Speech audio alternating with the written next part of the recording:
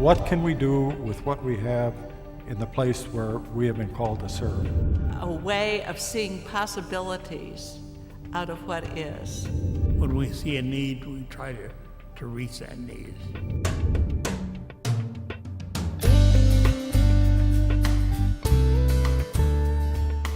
We're celebrating 40 years of a wonderful, very, very proud history of Metro Lutheran Ministry in Kansas City, serving the poor and homeless with resources, with hope, with compassion and dignity.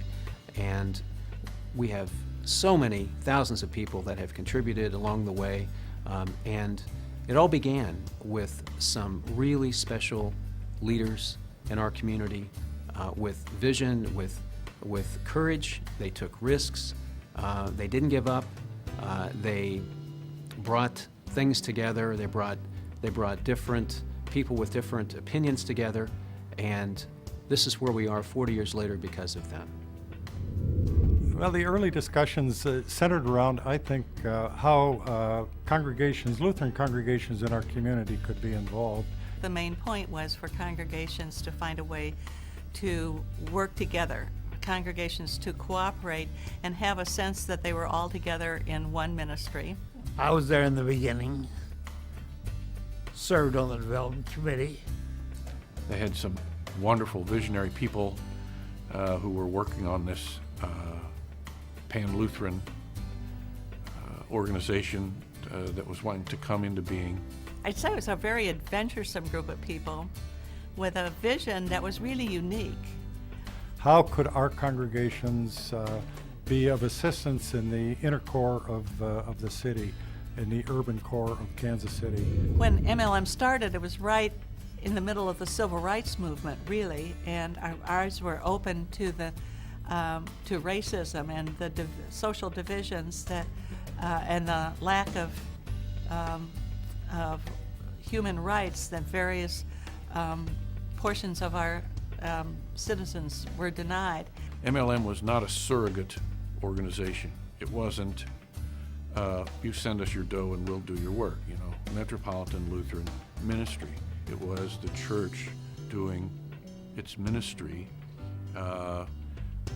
outside the comfortable environs of the more suburban settings or more isolated settings. Pastor Luther Johnson was called to be the executive director, and he had a vision of the congregations developing a sense of community, a community that transcends race and religion and parts of town and economic situation, and that people would realize that we really are part of not just one city or one metropolitan area, but that we are part of a community of caring and relationship. And I would give a lot of credit to Lloyd Dykeman, because I knew what kind of a leader he would be for Metropolitan Lutheran Ministry, and certainly over the many years that he served so well in providing leadership for the Metropolitan Lutheran Ministry. It's one of the great joys of my life to see how well the volunteer and lay leadership has worked with MLM. I think we had a lot of good people, and have all the time, very conscious of the poverty in Kansas City. And I think we've helped an awful lot of people. After 40 years, MLM is in 4 locations in Kansas City. One of them is our Northland office, and Jeannie Wells has worked with MLM as a staff member for 25 years. And in the St. James Northland office, she works so actively every day to help people have their needs met with food, rent and utility assistance, and she's also so active in her community. She is an advocate for the homeless.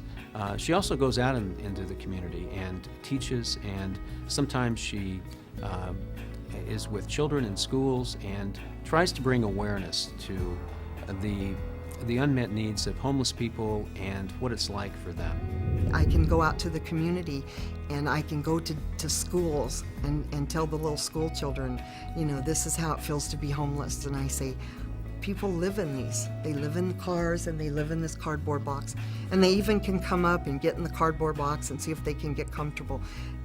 Metro Lutheran Ministry has let me teach those children about homelessness. So when the kids grow up, they're going to see it. They're going to see it. They're going to say, "Oh, under that bridge, there's a homeless guy. Let me see if I can take him a blanket or something and remember us."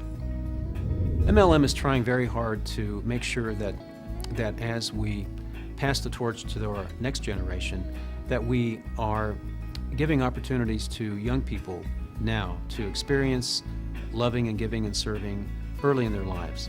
We try very hard to make our ministry available to teach it to young people and let youth and their parents experience it together. The whole goal is to love and serve and help, and they do it by the money they raise or by the food they give away. We're very intent on wanting to pass that along generation after generation. You know, the future, sadly, for MLM appears to hold plenty of need for our services. And I say that sadly because the poverty rate is, if anything, it's in the last 3 to 5 years, it's grown and grown. Shows no signs of abating anytime soon. So our challenge is to use the resources we have and the resources we can appeal and gather from our community to apply them to the greatest needs and the people that are hurting the most. So that's our challenge. It's one that we don't get discouraged, we don't get cynical, we don't give up, but we try very hard to work even harder and more strategic in sharing those resources with people that really, really need them. And we're going to do that until there is no need, and realistically we know that's not going to happen anytime soon. So we rejoice in the privilege of continuing to serve, and we plan on doing it better and better.